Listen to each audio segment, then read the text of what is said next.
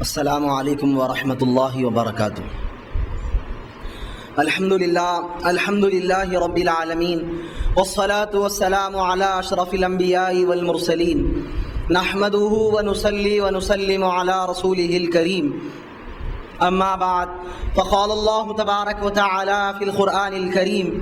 اعوذ باللہ من الشیطان الرجیم بسم اللہ الرحمن الرحیم انما يريد الله ليذهب عنكم الرجس اهل البيت ويطهركم تطهيرا صدق الله مولانا العظيم وبلغنا رسوله النبي الامين الكريم ونحن على ذلك لمن الشاهدين والشاكرين والحمد لله رب العالمين۔ محترم سامعین کرام، بزرگوں، نوجوان ساتھیوں، آئیے سب مل کر اپنے آقا و مولا حضور تاجدار مدینہ راحت قلب و سینہ حضرت سیدنا و مولانا محمد مصطفیٰ رسول اللہ صلی اللہ علیہ وسلم کی بارگاہ میں بآواز بلند درود و سلام کا نذرانہ پیش کریں۔ بڑی اللہم صلی علی سیدنا محمد وعلی آلہ وصحبہ افضل صلواتک وعدد معلوماتک وبارک وسلم صلو علیہ صلاۃ و سلاما علیک یا رسول اللہ صلی اللہ تعالی علیہ وآلہ وسلم۔ ان کی پاکی کا خدائے پاک کرتا ہے بیاں، ان کی پاکی کا خدائے پاک کرتا ہے بیاں، آیت تطہیر سے ظاہر ہے شان اہل بیت، آیت تطہیر سے ظاہر ہے شان اہل بیت۔ بے اجازت ان کے گھر میں جبرائیل آتے نہیں، بے اجازت ان کے گھر میں جبرائیل آتے نہیں، قدر والے جانتے ہیں قدر و شان اہل بیت، قدر والے جانتے ہیں قدر و شان اہل بیت۔ سر کٹانا گھر لٹانا کوئی تجھ سے سیکھ لے، سر کٹانا گھر لٹانا کوئی تجھ سے سیکھ لے، جانے عالم ہو فدا خاندان اہل بیت، جانے عالم ہو فدا خاندان اہل بیت۔ اہل بیت پاک سے بے باکیاں گستاخیاں، اہل بیت پاک سے بے باکیاں گستاخیاں، لعنت اللہ علیکم دشمنان اہل بیت، لعنت اللہ علیکم دشمنان اہل بیت۔ بے اجازت ان کے گھر میں جبرائیل آتے نہیں، قدر والے جانتے ہیں قدر و شان اہل بیت۔ نبی اور آل نبی کی بارگاہ میں باعث بلند درود و سلام کا نذرانہ پیش کریں۔ اور اللہم صلی علی سیدنا محمد وعلی آلہ واولادہ واصحابہ وازواجہ وذریاتہ واہل بیتہ وبارک وسلم صلو علیہ صلاۃ و سلاما علیک یا رسول اللہ صلی اللہ تعالی علیہ وآلہ وسلم۔ قرآن پاک میں اللہ تبارک و تعالیٰ نے اہل بیت اطہار کی شان اور عظمت کو بیان کرتے ہوئے ارشاد فرمایا، انما یرید اللہ لیذہب عنکم الرجس اہل البیت ویطہرکم تطہیرا۔ بے شک اللہ تعالیٰ کا تو یہی ارادہ ہے کہ اے نبی کے گھر والوں تمہیں ہر گندگی سے خوب پاک اور صاف فرما دے۔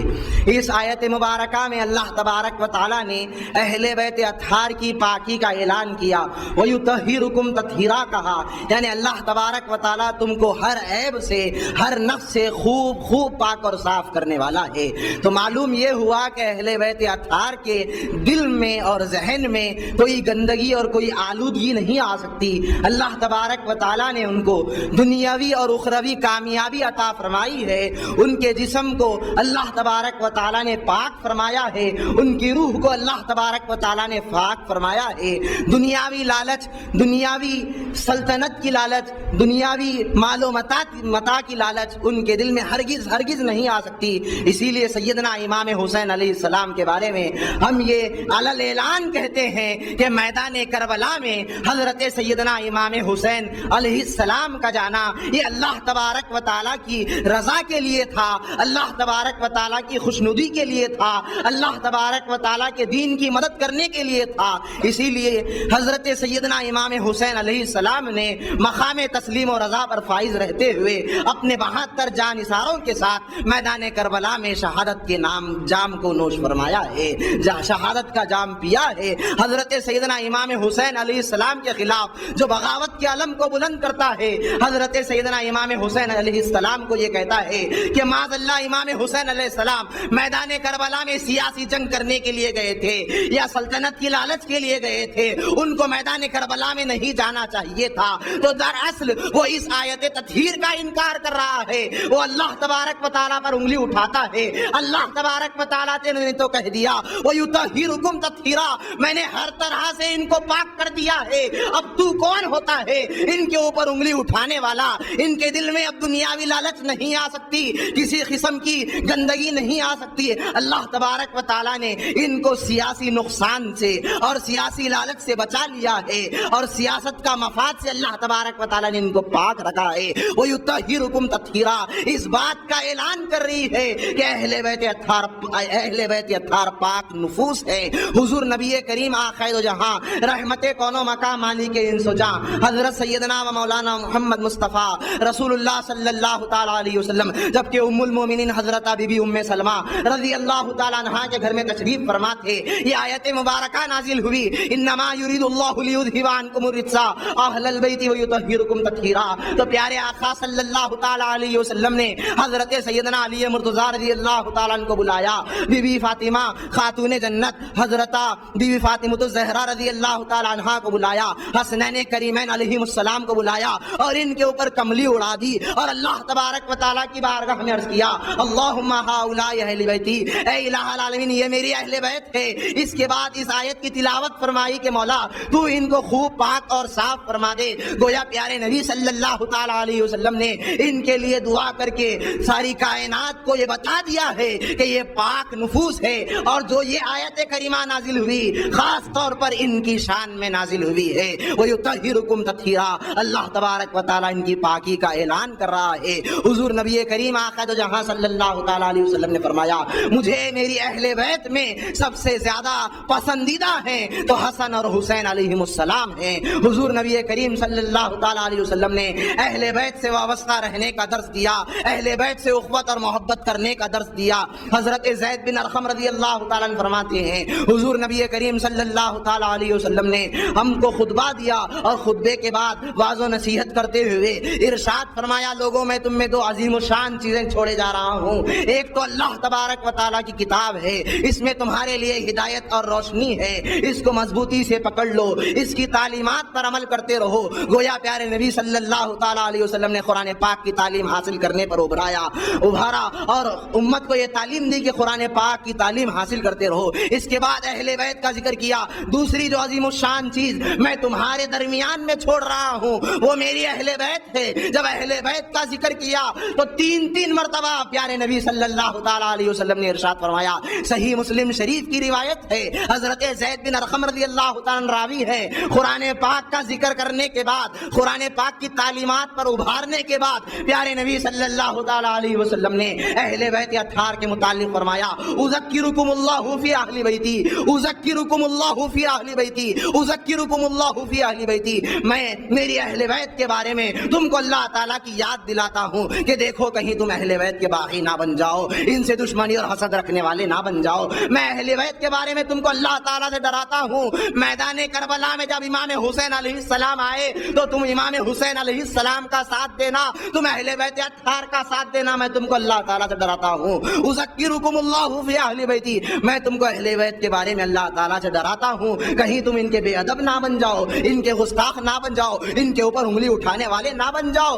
بلکہ ان کے تعلق سے اچھا عقیدہ رکھو، ان کو مضبوطی سے پکڑ لو۔ دوسری روایت میں جو جامع ترمذی کی روایت ہے، نبی کریم صلی اللہ تعالیٰ علیہ وسلم نے فرمایا لوگوں یہ دو عظیم الشان چیزیں جو میں تم میں چھوڑے جا رہا ہوں، جو اس کو مضبوطی سے تھام لے گا وہ کبھی گمراہ نہیں ہوگا، جس میں ایک اللہ تبارک و تعالیٰ کی کتاب ہے جو آسمان سے لے کر زمین تک تمہارے لیے نور ہے، اور اللہ تبارک و تعالیٰ کی رسی ہے، تم اس کو مضبوطی سے پکڑ لو اور اہل بیت کے ساتھ اچھا سلوک کرتے رہو، اور دیکھو کہ میرے بعد تم اہل بیت کے ساتھ کیا سلوک کرنے والے ہو۔ یعنی قرآن پاک اور اہل بیت کو پیارے نبی صلی اللہ علیہ وسلم نے جمع کر دیا اور فرمایا میری اہل بیت اور قرآن قیامت تک کے جدا نہیں ہوں گے، یہاں تک کہ میرے پاس آ کر حوض کوثر پہ مجھ سے ملاقات کریں گے۔ اب جو قرآن تو پڑھتا ہے، حدیث تو پڑھتا ہے، لیکن اہل بیت اطہار کے اس کے تقریر میں، اس کی مجلس میں، اس کی محفل میں اہل بیت کا کوئی عنوان نہیں ہے، تو آپ سمجھ جانا یہ دھوکہ دے رہا ہے قرآن اور حدیث کے نام پر،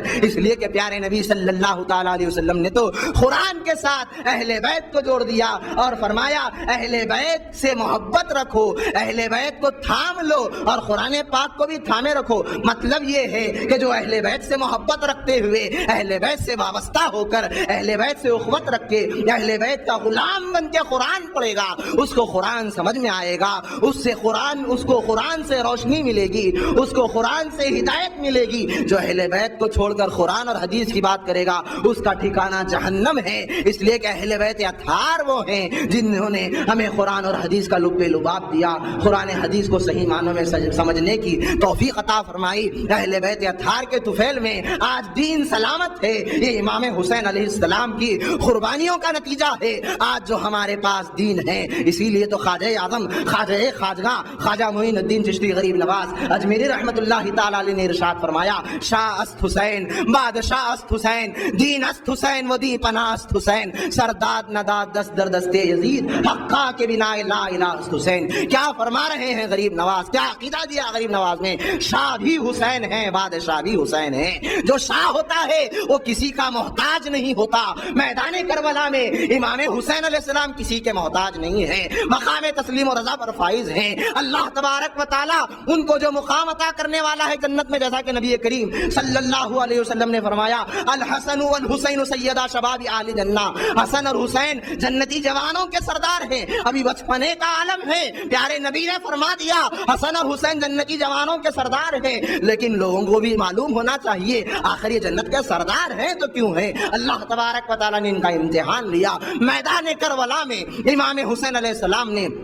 مقام تسلیم و رضا پر فائز رہتے ہوئے صبر و استقلال کا پہاڑ بن کے ایک ایک جانثار کو، اپنے ایک ایک لاڈلے کو اللہ تعالیٰ کی راہ میں قربان کرتے چلے گئے، اور زبان پر ناشکری کا الفاظ نہیں تھے، ناشکری کا کوئی لفظ نہیں تھا امام حسین علیہ السلام کی زبان میں۔ گویا امام حسین علیہ السلام کی یہ شہادت سے یہ بات واضح ہوئی امت کے اوپر کہ واقعی اگر جنت کے کوئی سردار ہیں تو وہ حسن اور حسین علیہم السلام ہیں۔ اللہم صلی علی سیدنا محمد وعلی آل سیدنا محمد وبارک وسلم، صلو علیہ صلاۃ و سلام علیکہ یا سیدی یا حبیبی یا مولا یا رسول اللہ۔ بادشاہ بھی حسین ہیں، یعنی امام حسین علیہ السلام میدان کربلا میں مجبور نہیں تھے کہ کہا جاتا ہے کہ امام حسین علیہ السلام کو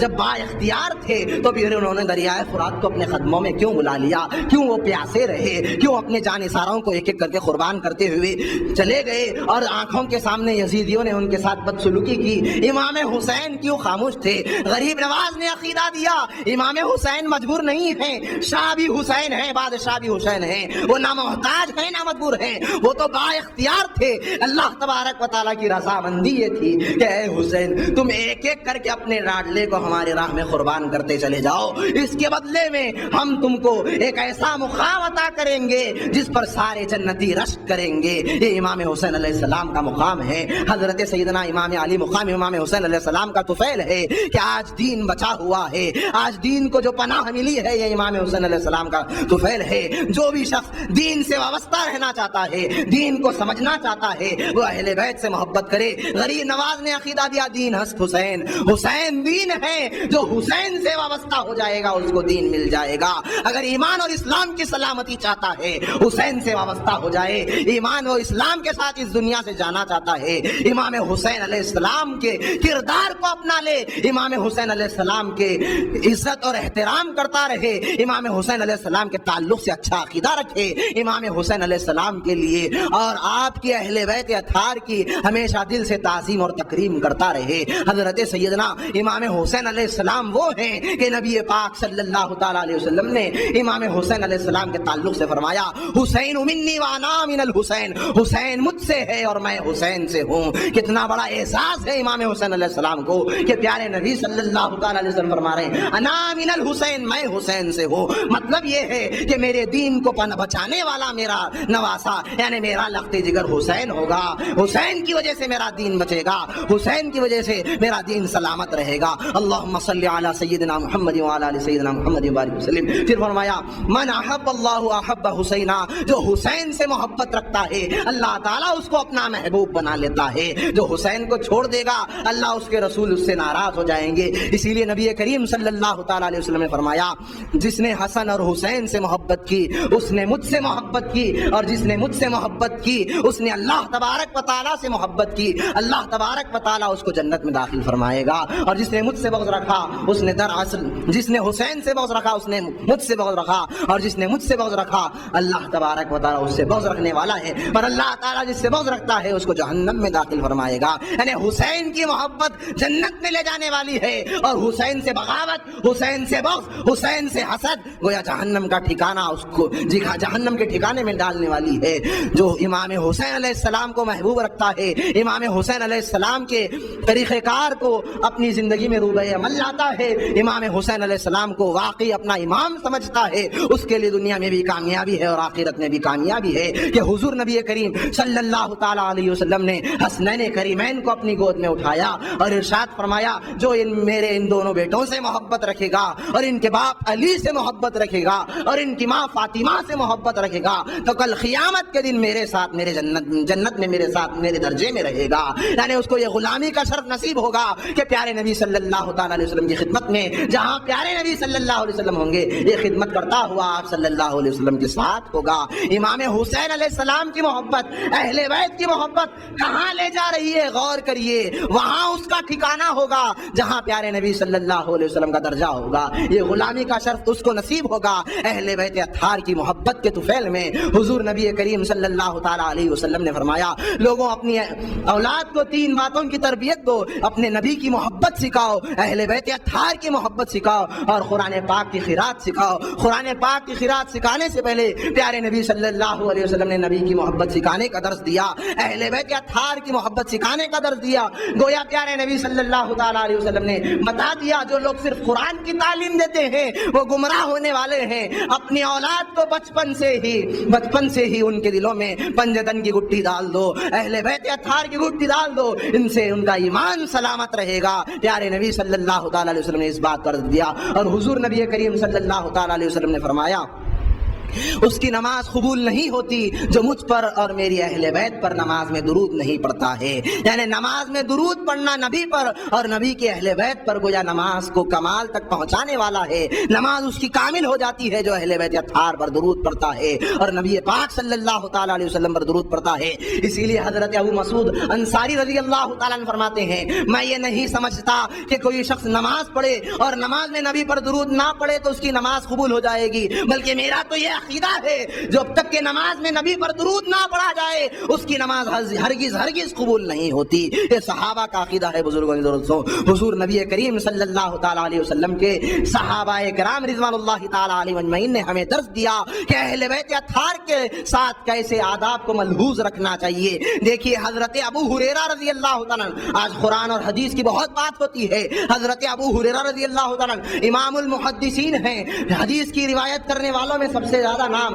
حضرت ابو ہریرہ رضی اللہ تعالیٰ کا ملتا ہے۔ وہ حضرت ابو ہریرہ رضی اللہ تعالیٰ کا کردار دیکھیے، ایک مرتبہ امام حسین علیہ السلام کے ساتھ جا رہے ہیں، امام حسین علیہ السلام کے پیروں کو خاک لگ گئی، مٹی لگ گئی، تو حضرت ابو ہریرہ رضی اللہ تعالیٰ نے کیا کیا اپنے کرتے کے کنارے سے امام حسین علیہ السلام کے تلووں سے خاک کو صاف کرنے لگے، مٹی کو صاف کرنے لگے۔ حضرت ابو ہریرہ سے امام حسین علیہ السلام نے پوچھا اے ابو ہریرہ یہ کیا کر رہے ہو؟ آپ صحابی رسول ہو، آپ بزرگ ہو، لیکن یہ کیا معاملہ ہے؟ تو اس وقت حضرت ابو ہریرہ رضی اللہ تعالیٰ امام حسین علیہ السلام سے عرض کرتے ہیں اے امام حسین علیہ السلام آپ کے جو مراتب کو میں جانتا ہوں وہ اگر لوگوں کو معلوم ہو جائیں تو لوگ آپ کو کاندھوں پر اٹھا کر لے کر چلیں گے، آپ کا وہ مقام ہے۔ اسی طرح حضرت عبداللہ ابن عباس رضی اللہ تعالیٰ جو امام المفسرین ہیں، تفسیر کی بات کرنے والے غور سے سنیں، حضرت عبداللہ ابن عباس رضی اللہ تعالیٰ جو امام المفسرین ہیں آپ کا کیا معاملہ ہے اہل بیت اطہار کے ساتھ، آپ کی کیا اخوت اور محبت ہے، کیسے آداب کو آپ نے ملحوظ رکھا ہے۔ حضرت عبداللہ ابن عباس رضی اللہ تعالیٰ عنہ کی تفسیر کو محبوب سبحانی قطب ربانی میرا محی الدین سیدنا شیخ عبد القادر جیلانی پیران پیر غوث العالم دستگیر رضی اللہ تعالیٰ نے غنیت الطالبین میں جگہ جگہ پر لکھا ہے آپ کی تفسیر، وہی حضرت عبداللہ ابن عباس رضی اللہ تعالیٰ امام حسین علیہ السلام ایک مرتبہ گھوڑے پر سوار ہیں تو حضرت سیدنا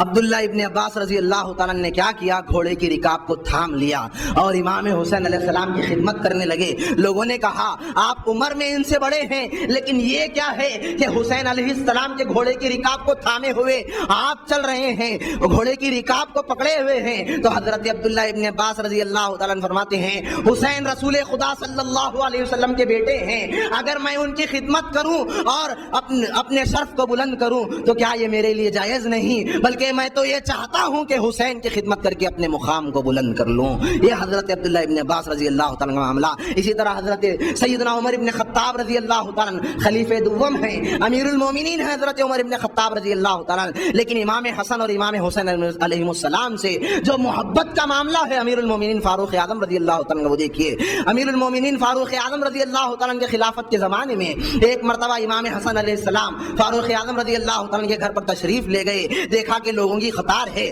حضرت عبداللہ ابن عمر جو حضرت عمر فاروق رضی اللہ تعالیٰ کے صاحبزادے ہیں وہ بھی قطار میں کھڑے ہوئے ہیں۔ امام حسن علیہ السلام نے یہ معاملہ دیکھا کہ ان کے بیٹے کو اندر جانے کی اجازت نہیں مل رہی ہے تو کب مجھ کو اجازت ملے گی، یہ سوچتے ہوئے امام حسن علیہ السلام اپنے گھر کو آ گئے۔ جیسا ہی عمر فاروق رضی اللہ تعالیٰ کو معلوم ہوا کہ میرے دروازے پر امام حسن علیہ السلام تشریف لائے تھے، فوراً فاروق اعظم رضی اللہ تعالیٰ دوڑتے ہوئے امام حسن علیہ السلام کی خدمت میں جاتے ہیں، عرض کرتے ہیں کہ مجھ سے کیا خطا ہوئی ہے کہ آپ میرے پاس آئے تھے اور بغیر اندر آئے باہر سے چلے گئے۔ تو امام حسن علیہ السلام نے فرمایا اے عمر فاروق رضی اللہ تعالیٰ میں نے دیکھا تمہارے گھر کے پاس لوگوں کی قطار تھی، تمہارے بیٹے کو بھی اجازت نہیں مل رہی تھی، تو میں نے یہ خیال کیا کہ مجھے کہاں سے اجازت ملے گی۔ تو اس موقع پر حضرت عمر فاروق رضی اللہ تعالیٰ کے جو الفاظ ہیں غور کریے کہ حضرت سیدنا فاروق اعظم رضی اللہ تعالیٰ فرماتے ہیں اللہ تعالیٰ کے بعد اس سر میں بال کس نے اگایا ہے، یعنی آج جو شرف اور بلندی کو میں نے حاصل کیا ہے یہ آپ لوگوں کی ہی بدولت ہے، آج جو مقام پر اور مرتبے پر مجھ کو ملا ہے وہ آپ لوگوں کے طفیل میں ملا ہے۔ آپ جب بھی آیا کریں تو بغیر اجازت میرے گھر میں آ جایا کریں۔ یہ حضرت سیدنا عمر بن خطاب رضی اللہ تعالیٰ کا معاملہ کیسی اخوت اور محبت کو ظاہر کیا۔ فرمایا کہ آج ہماری جو بزرگی ہے، آج ہمارا جو دین ہے آپ لوگوں کے طفیل میں ہے، اس کے باوجود بھی چند بدبخت ہیں جو یزید کی طرفداری کرتے ہیں اور یزید کو حق سمجھتے ہیں، حق پر رہنے والا کہتے ہیں اور یزید کے نام کے ساتھ رضی اللہ تعالیٰ کہتے ہیں، یزید کو جنتی بتانے کی کوشش کر رہے ہیں۔ ایک ہے پیس ٹی وی چلانے والا کہتا ہے یزید کا نام لے کر میں اللہ بھی پلیزڈ وتھ ہم، یعنی مطلب یہ ہے کہ رضی اللہ تعالیٰ کہہ رہا ہے۔ ارے کس کے بارے میں رضی اللہ تعالیٰ کہہ رہا ہے؟ جس نے امام حسین علیہ السلام کے پاس قاصد بھیج کر یہ کہلوایا امام حسین اگر بیعت کو قبول کریں تو ٹھیک ہے، اگر قبول نہ کرے تو زندہ یا مردہ میرے دربار میں ان کو پیش کر دیا جائے۔ یہ یزید کا فرمان ہے، یہ یزید کا کہنا ہے۔ اس کے بارے میں رضی اللہ عنہ کا الفاظ، اس کے جنتی بتانے کی کوشش، یزید کا کردار دیکھنا چاہتے ہیں تو حضرت عبداللہ ابن زبیر رضی اللہ تعالیٰ سے پوچھئے۔ حضرت عبداللہ ابن زبیر رضی اللہ تعالیٰ فرماتے ہیں یزید نماز کو چھوڑنے والا، کتوں سے کھیلنے والا، ننگی عورتوں کو اپنے دربار میں نچانے والا، اور یزید کا عالم یہ کہ ہمیشہ شراب میں مست رہنے والا ہے، کیسے امام حسین اس کے ہاتھ پر بیعت کرتے؟ اس کا تو معاملہ یہ ہے، اس کا کردار یہ ہے۔ اور امام حسین علیہ السلام کا کردار دیکھنا چاہتے ہو، امام حسین علیہ السلام تو حسب اور نسب میں بھی سب سے اعلیٰ ہیں۔ امام حسین علیہ السلام دن کو روزہ رکھنے والے، راتوں کو نمازیں پڑھنے والے ہیں۔ امام حسین علیہ السلام کے جیسا آج ہمارے زمانے میں کوئی اور موجود نہیں ہے۔ امام حسین علیہ السلام کا یہ مقام ہے۔ اللہ تبارک و تعالیٰ سے میں دعا کرتا ہوں اللہ تبارک و تعالیٰ ہمیں صحابہ کرام کے عقیدے پر گامزن رکھتے ہوئے امام حسین علیہ السلام سے محبت کرنے کی توفیق عطا فرمائے، اہل بیت اطہار سے اخوت اور محبت رکھنے کی توفیق عطا فرمائے۔ وآخر دعوانا الحمد للہ رب العالمین۔